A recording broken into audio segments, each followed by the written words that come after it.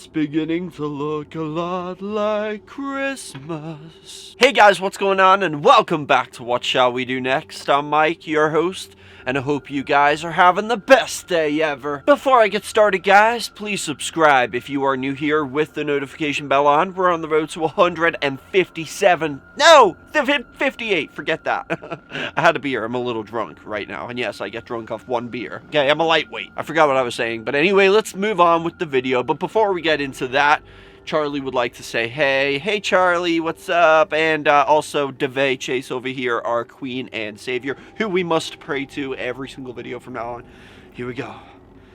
Devay, thank you for blessing me with Charlie, my camera, and life. I don't know where I would be without YouTube, and it's all thanks to you, Devay. If you didn't play Samara Morgan in the 2002 movie The Ring, I probably wouldn't be as passionate about horror movies as I am now, which ultimately led me to making videos about horror stuff on YouTube, which grew my channel pretty rapidly. So, thank you. Thank you. Amen. Thanks, Devay. Love you, girl. But anyway, guys, we are in for another spooky treat today. That's right, even though it's Halloween, it's Christmas, not Halloween.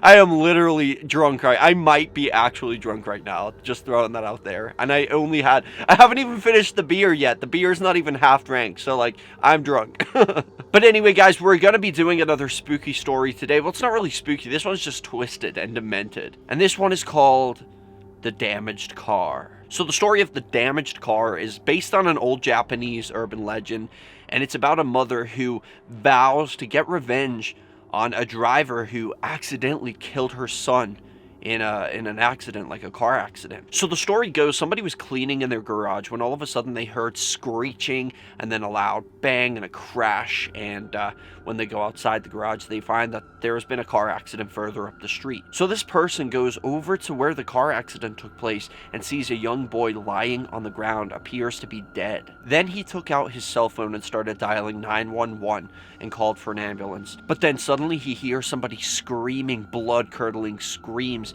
and when he turns and looks, there is a woman running down toward the accident from one of the houses in the neighborhood, and it turned out to be the little boy's mother. Meanwhile, during all of this, with a little boy dead on the gravel right in front of his mother who was grieving, the guy who drove the car was just inspecting the damage on his car. He was looking at his car, and then he approaches the mother and says, "You're gonna pay for this." Like, what the actual fuck? Like, you just killed her son. I mean, she's a little hectic right now. Can you just cut her some slack? So anyway, the mother grabs the driver and starts shaking him and saying, "What have you done to my son? What did you do? What did you do?" And that's when the driver turns around and pushes her really hard and tells her, "Get off me, you're paying for this damage." Like, he really did not care that he's just killed her son. He was more concerned about the damage on his car. And then he turns around and says, "It wasn't my fault. He jumped out in front of me. Look at the damage he's done to my car. I'm gonna make you pay for this." Then the mother lost her friggin' mind. She started saying,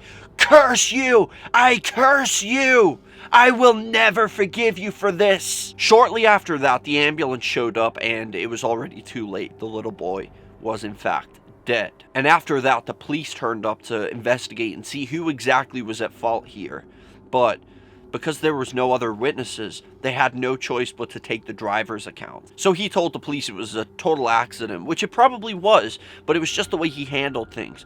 So he told the police it was an accident, he ran out in front of me and I hit him, and he got away with it. He never got charged with anything. He was able to walk free. Now this is where it gets really fucking heartless. So a few days later, the mother receives a bill in the mail from the guy whose car that got damaged by her son's body.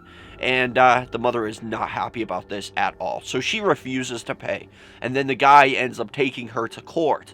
And she loses the case. So not only did she have to pay for the damage on his car, but she also had to pay his legal fees. Then one day, a few months later, the mother enacts her revenge. This driver comes home from work one day to find his wife is missing.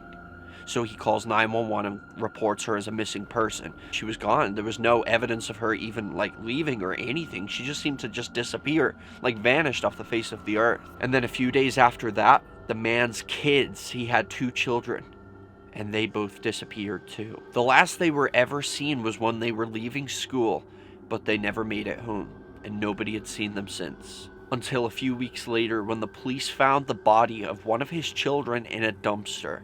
And when the police who were investigating this case thought about, like, who could the perpetrator be, they thought about the mother as a suspect, because they remembered what happened that day when the son got hit by a car, and she was swearing and cursing, all this, like, revenge talk. Like, I'll get you back for this. And so they thought about the mother as a suspect, and so they did. The police went round to the house, the mother's house. They arrived at her house with a search warrant and told her that they want to come in and talk to her and they want to search the property.